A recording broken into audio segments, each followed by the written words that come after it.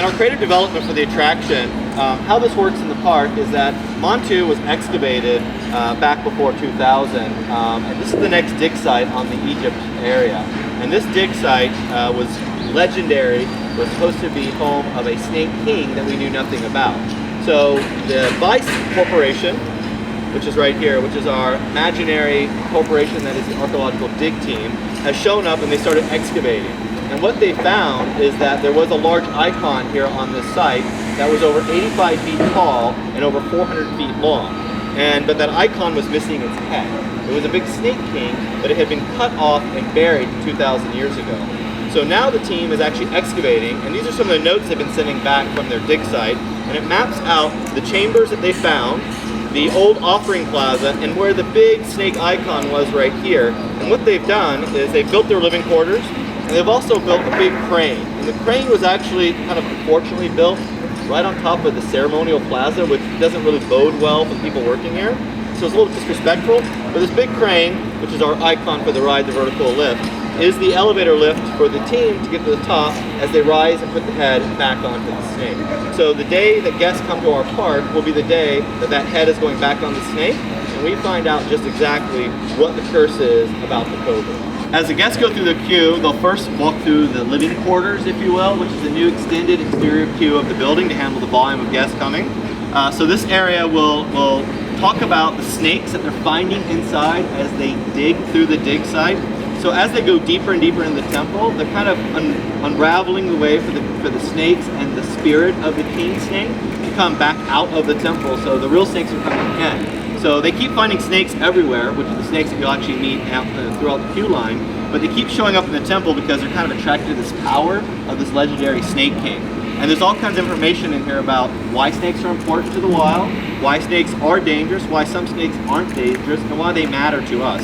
And kind of unravel some of the myths of why people think snakes are so creepy and gross and make them really what they are, really cool animals. Moving through the temple, they'll go to chamber 1. So chamber 1 has been partially restored. So the head has been placed back onto this snake icon, and this is actually where you find the live snakes that are kind of really attracted to the power of these little icons of the original Snake King.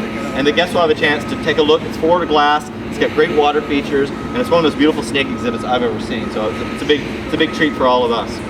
But moving deeper in the temple, we actually come across chamber 2, which is the problem. So chamber 2 starts to unravel what we actually are starting to learn about the Snake King. So this chamber will use a series of lighting, sound, wind, and projection effects to actually make the chamber come alive.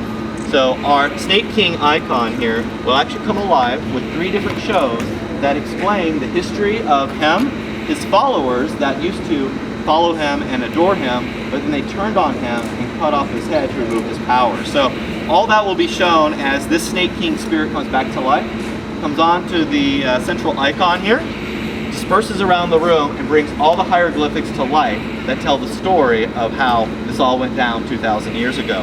That spirit then disappears into a crack, which heads towards the ceremonial plaza, which is our ride station, and we just go get on our ride vehicle and pretend we didn't see any of the warnings not to go. The first show seen on the ride is actually the snake mummatorium. So this is where, because snakes were really sacred to these folks, this is where the snakes were actually mummified at the level of other tombs and kings within Egypt.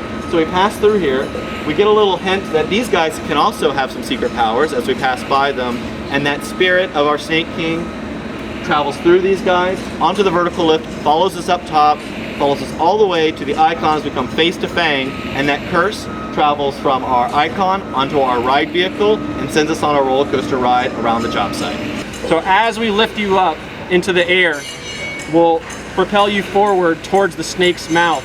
And the first unique element for this ride is that we've got an outward bank turn that turns you into the snake's mouth, snake icon mouth, as you start your journey. So you'll be going right through the fangs before you drop on the ride. So it's a great way to start this very unique ride experience. The drop will be heading north towards our belt. You'll head straight down and a hard-shaped turn, and you'll connect back up to that segment of track that's empty over there.